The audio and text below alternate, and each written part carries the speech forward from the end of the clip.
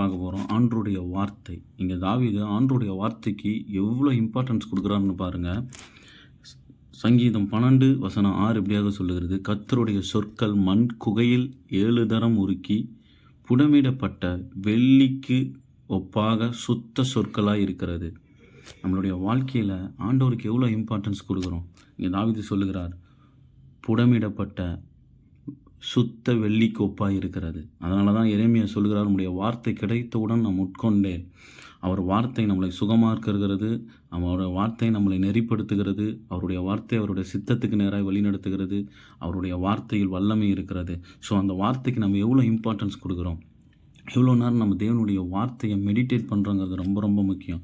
இந்த வார்த்தையில் சுகம் இருக்கிறது, இந்த வார்த்தையில் பாதுகாப்பு இருக்கிறது, இந்த வார்த்தையில் நம்மளுக்கு வாழக்கூடிய, நம்மளை தப்புவிக்கிற, நம்மளை பலப்படுத்துகிற அனைத்து வார்த்தையும் தேவனுடைய வார்த்தையில் இருக்கிறது.